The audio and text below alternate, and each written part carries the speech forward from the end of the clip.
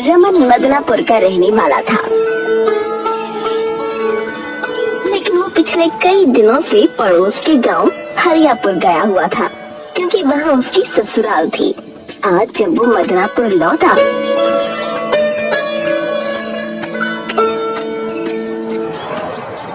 तो वहाँ हंगामा मचा हुआ था। अरे क्या हो गया भैया, इतना हंगामा किस बात का है? अरे संजय का गीजर चोरी हो गया है। अरे क्या चोरी हो गया? गीजर है? ये क्या भला है? अरे गोपी भैया आप बताओ, इस महिमा को तो कुछ पता ही नहीं है। अरे भैया, पानी गर्म करने वाली एक मशीन होती है जिससे नलके में जो है गर्म पानी आ जाता है। वो संजय लाया था शहर से, वही चोरी हो गया है। पता नहीं किसने चोरी किया। अच्छा ऐसा है क्या? मुझे शुरू से समझाओ। अरे तो सुनो भैया, तुम्हें तो पता ही है कि सर्दियों का समय आ गया है और अपने गांव में सबको मजबूरन ठंडे पानी से ही नहाना पड़ता है ना। हाँ नहाना तो पड़ता है। तो ये तो चुपचाप सुनोगे तो सुनाऊंगा, वरना गुद्दी पे धर दूंगा, बता रहा। अच्छा बताओ बताओ, तुम नाराज बड़ी जल्दी हो जाते हो यार। हरियापुर में सर्दी का मौसम दस्तक दे चुका था और लोग नहाने से कतराने लगे थे। बचाओ बचाओ! अरे अरे क्या हुआ? ये कौन चिल्ला रहा भाई? अरे ये आवाज तो गोपी के घर से आ रही है। भैया जल्दी चलो, कहीं कोई अनहोनी तो नहीं हो गई? सब लोग भागते हुए गोपी के घर पहुँचे तो वो बैठा कपकपा रहा था। अरे क्या हुआ गोपी? है घर में आग वाग लग गई क्या हो गया? नहीं, तो क्या किसी ने मार दिया तुम्हें? है? किसी ने काट दिया तुम्हें मधुमक्खी ने? नहीं। अरे तो कम बखत हुआ क्या है रे? क्यों चिल्ला रहा था? नहाने गया था, पेट पर ठंडा पानी पड़ते ही चीख निकल गई।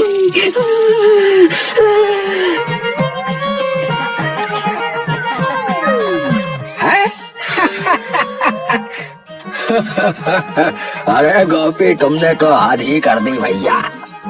अरे नहीं, गोपी सही कह रहा है। आजकल ठंडे पानी से नहाना मतलब मौत को दावत देना भैया। अरे क्या हुआ गोपी को? मैंने कोई चीख वीख सुनी थी अभी। अरे कुछ नहीं हुआ है, कुछ नहीं हुआ। नहाने गया था ये बहादुर, तो इसकी बस आत्मा कांप गई ठंडे पानी में नहाते ही। ओहो, इसीलिए मैंने तो नहाना ही छोड़ दिया है भैया, वरना मेरे तो कब के प्राण पखेरु ही उड़ गए होते भैया अब तक। सही बात।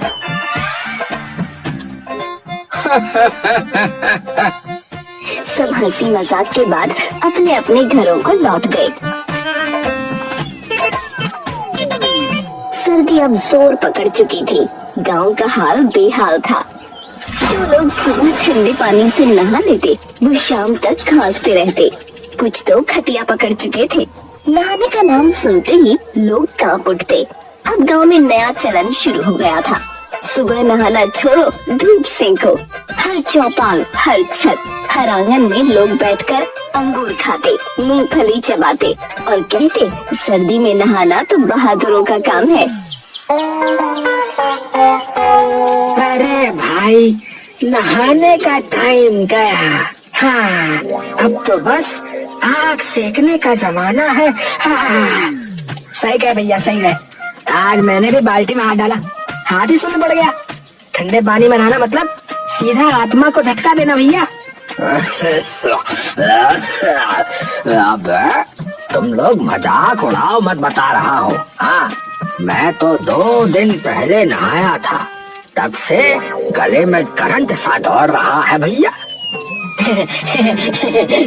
करंट दौड़ रहा है।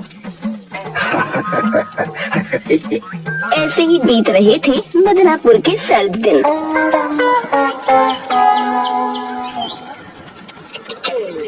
बंसी शाम गांव के छोर पर धूल उड़ती दिखाई दी। लोग सड़क की ओर देखने लगे। मोटरसाइकिल की आवाज आई।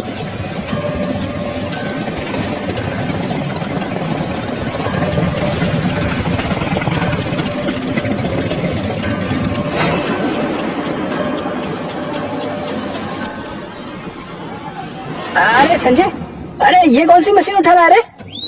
अरे ये गीजर है भैया, गीजर। इससे पानी गर्म होता, पानी। नल का खुद गर्म पानी देगा? अरे बिल्कुल, गैस से जलता है। बस पाइप जोड़ो और नल खोलते ही पानी गर्म। गांव के लोगों की आंखें फटी की फटी रह गईं।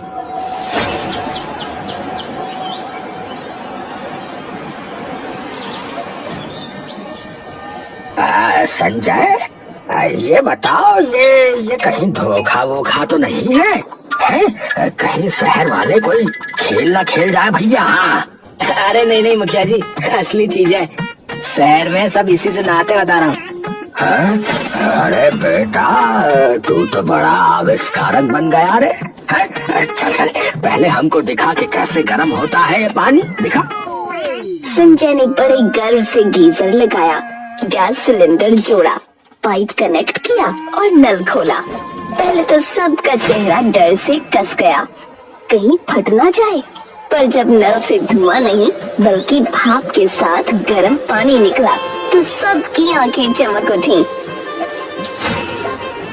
अरे बाप रे, सच में गर्म है, अरे सच में गर्म है। अरे राम, नल का उबल गया क्या? अरे लगता ऐसा ही रहा है। संजय मुस्कुरा रहा था। उसके पिता राम खिलावन अब तक सोच में डूबे थे। थोड़ी देर बाद बोले, बेटा, जरा मैं भी ट्राई करूं। महीने भर से नहाया नहीं हूँ, मुझे ये आज ही याद आया है। क्या 1 महीने से? जाइए जाइए, फटाफट जाइए, नहाइए।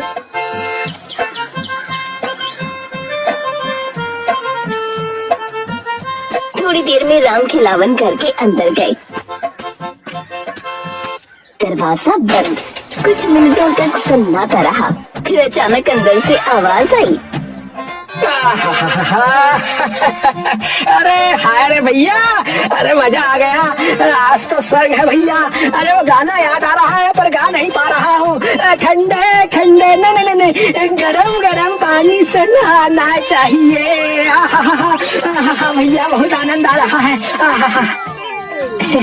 अरे मजा लीजिए पिताजी अब तो। राम खिलावन जब बाहर आए तो चेहरे पर ऐसी चमक जैसे कोई राजा स्नान करके आया हो। मुझे तनी हुई, चेहरे पर मुस्कान।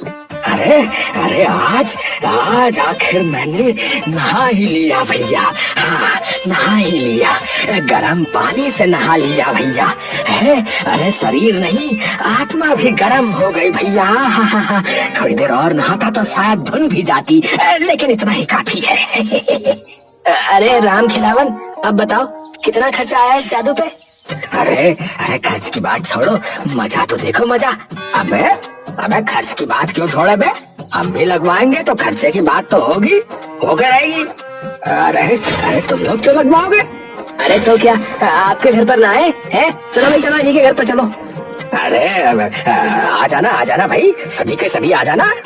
बस फिर क्या था। अगले ही दिन से मदनापुर का नया मौसम शुरू हो गया।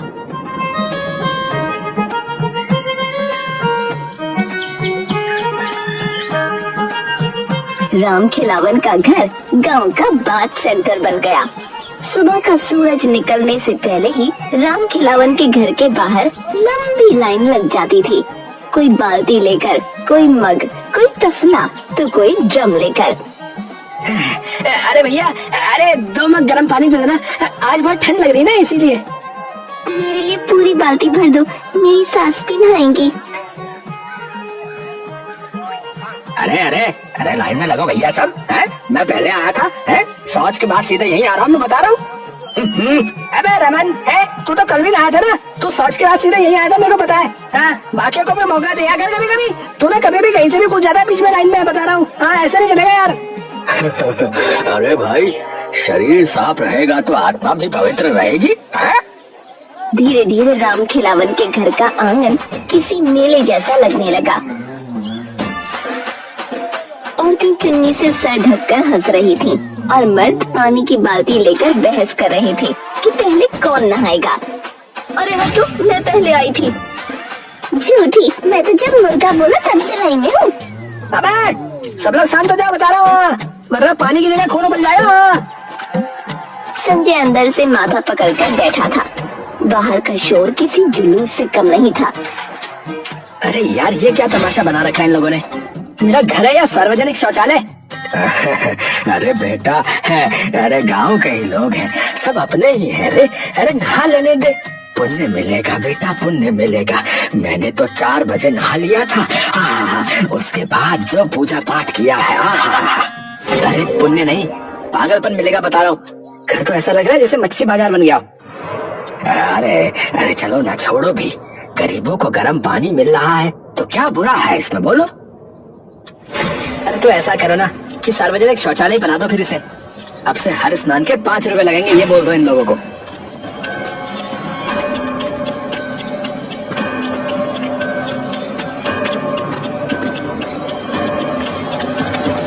संजय ने ये सोचकर कहा था कि पैसे का नाम सुनकर लोग खुद भाग जाएंगे।